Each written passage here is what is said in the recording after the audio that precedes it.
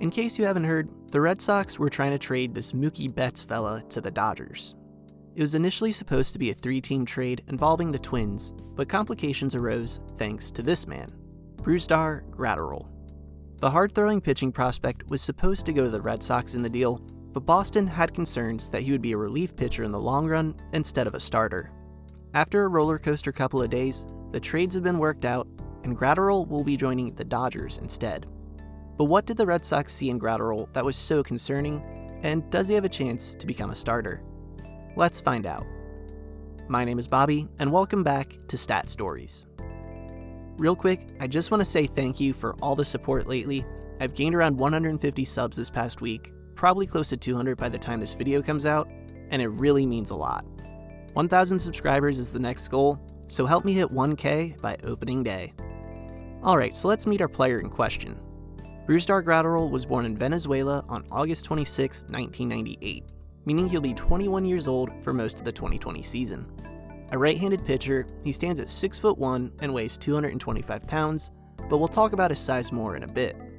Shortly after his 16th birthday, he signed as an amateur free agent with the Twins and would make his big league debut 5 years later during a September call-up. Let's walk through his career to this point. Graterol made 4 starts for the Twins' Dominican Summer League affiliate in 2015, and he performed well before needing to undergo Tommy John surgery. He would miss all of 2016, but came back strong in 2017 while splitting the season between 2 of the Twins' rookie ball affiliates. Graterol was allowed to pitch deeper into games in 2018, and once again did well, this time splitting the year at the Class A and Class A Advanced levels of the minors. He would be named an All-Star at the AA level in 2019, but suffered from a shoulder impingement injury in May that would keep him out for 2 months.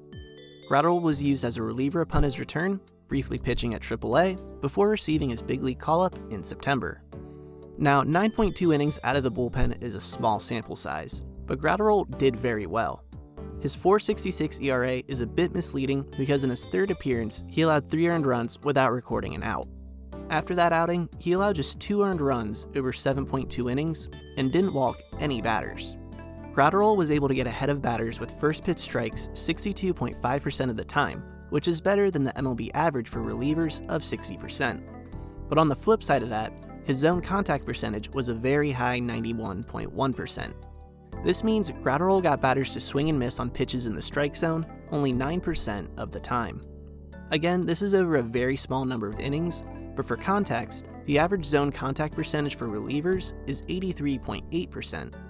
Clay Holmes of the Pirates was the only reliever to throw at least 50 innings with a percentage as high as Graterol, and his ERA was .558. So yeah, the ability to miss bats in the strike zone is very important. Let's talk about Graterol's pitching arsenal now.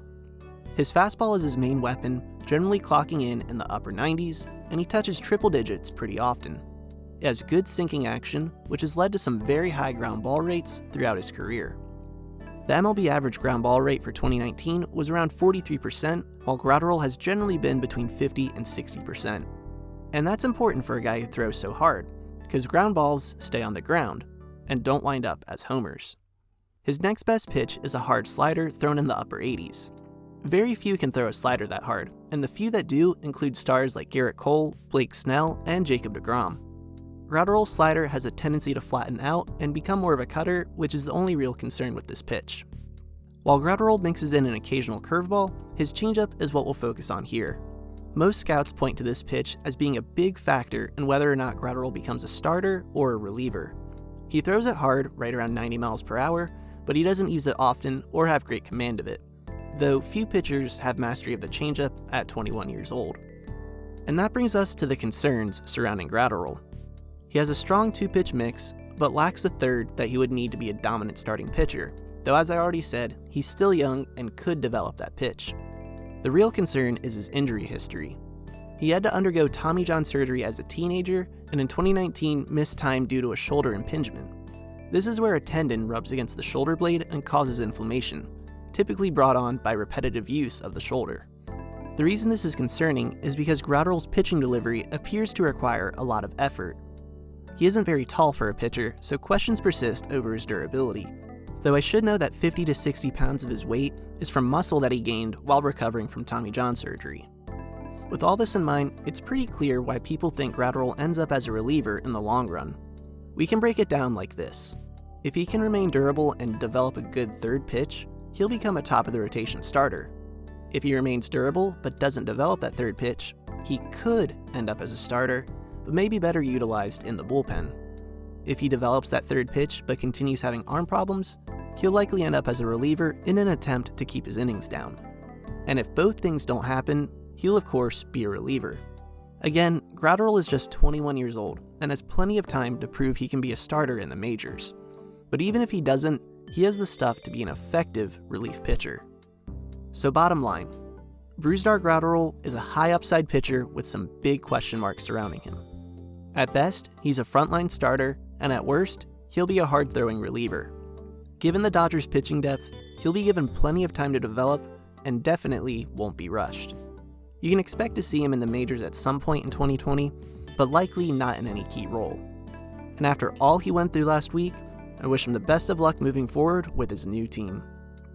So thank you for watching. If you haven't already, please consider subscribing to help this channel continue to grow and hit 1K by opening day. Leave a like and share this video, and check out my Stat Stories playlist if you want to see more of these. Thanks again, and I'll see you in the next video.